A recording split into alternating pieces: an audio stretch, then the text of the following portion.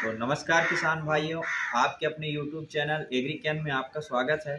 आज हम आपको बताएंगे डीएपी यूरिया में लोग कैसे मिलावट करते हैं, कैसे नकली डीएपी और यूरिया बेचते हैं और उसके पहचान करने का तरीका भी बताएंगे कि कौन सा नकली डीएपी है और कौन सा असली डीएपी है। ये आप 2 सेकंड में सिर्फ पता कर सकते हैं वहीं पर जहां पर आप खरीदी करने जाएंगे।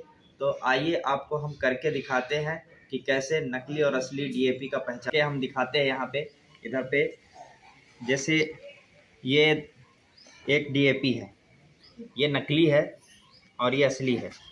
देखने में दोनों के दोनों सेम दिख रहे हैं, ये नकली है और ये असली है। आप इसको देखिए और इसमें कोई बहुत विशेष फ़र्क नहीं है कि कौन सा नकली, आप पास से देख सकते हैं, ठीक है। और ये असली है। इसको पहचान करने का तरीका यह है कि आप इस तरह से थोड़ा सा डीएपी अपने हाथ में लेंगे और इस तरह से मुट्ठी बंद करेंगे और इस तरह से फूकेंगे।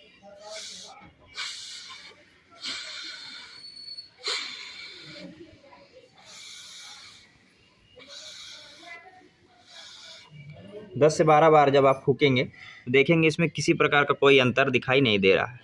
ये उसी तरह सूखा दिखाई दे रहा है, इसमें कोई भी बदलाव नहीं आया। वहीं हम असली डीएपी में देखेंगे, इसी तरह से प्रक्रिया करके देखेंगे।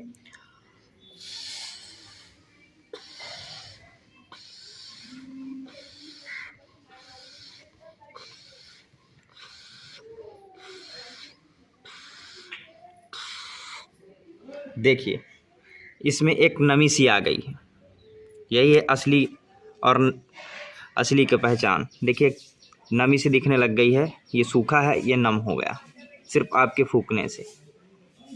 तो यही एक अंतर होता है असली और नकली में। हाथ में गर्म लगना चालू हो जाएगा, जैसे जैसे ये पिघलता है वैसे वैसे थोड़ा सा हीट छोड़ता है, जिसके कारण आपको असली का पहचान पता चल जाएगा। और नकली में ये एक तरह से मिट्टी ही होती है, जिसमें 2-4 जगहों की मिट्टी इकट्ठा करके इसको बनाया जाता है।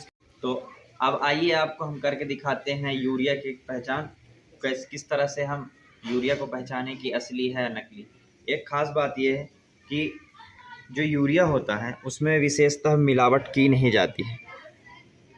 इसके मिलावट क्या है कि ये गवर्नमेंट सब्सिडी में इतना सस्ता आता है कि इसमें मिलावट करना ही इतना खर्चीला हो जाता है कि इसमें मिलावट करने में लोगों को इससे ज़्यादा लागत आ जाती है, इसलिए इसमें विशेष मिलावट की नहीं जाती है। लेकिन फिर भी अगर आपको लगता है कि इस यूरिया में मिलावट है तो आप थोड़ा सा यूरिया इस तरह से किसी भी बर्तन में लेकर और उसे घोल कर चेक कर सकते हैं, इस तरह से।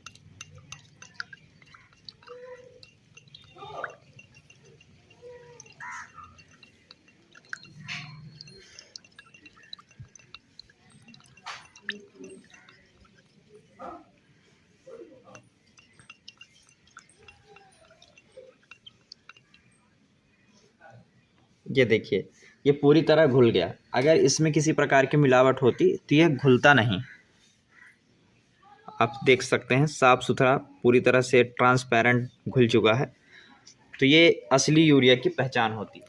यूरिया में विशेषतः मिलावट नहीं होती है, इसलिए आप यूरिया में ज़्यादातर धोखा नहीं खाएंगे। लेकिन फिर भी मैंने एक तरीका बता दिया है यूरिया को टेस्ट करने का, ये सरल और सस्ता तरीका है, आप इसे चेक कर सकते हैं।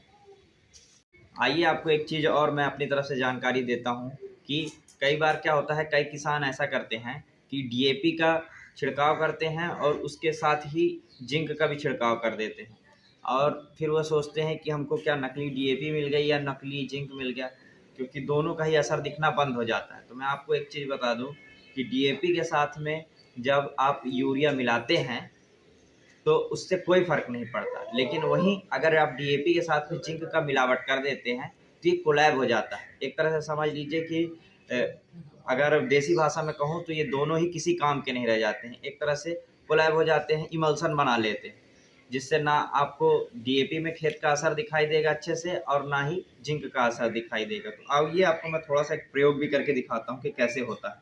जैसे ये हमने थोड़ा सा डीएपी लिया है और ये आपके खेत में उसे घोल आ गया।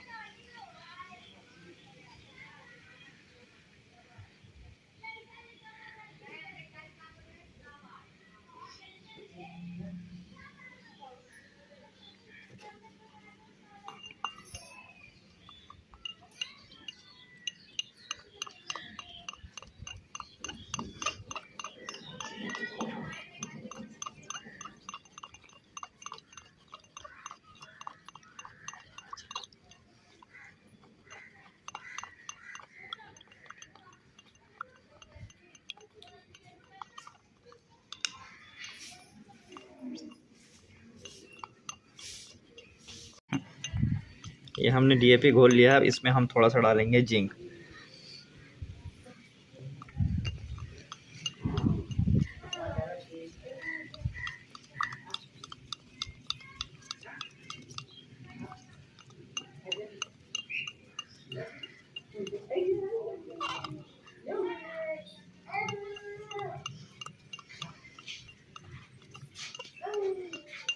इसको कुछ देर बाद आप देखेंगे तो पूरी तरह से ये कोलैब हो जाएगा, मतलब एक तरह से दही की तरफ ख़राब हो जाएगा।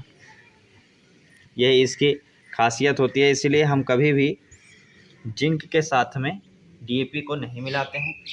और अगर हम डीएपी का छिड़काव करते हैं तो उससे कुछ दिनों का गैप, 20 से 25 दिनों का गैप या 10 से 15 दिनों का एक गैप रखकर हम जिंक का छिड़काव करते हैं। जिंक एक के साथ में मिलाकर डीएपी डालना किसी प्रकार का कोई भी रिजल्ट नहीं देता।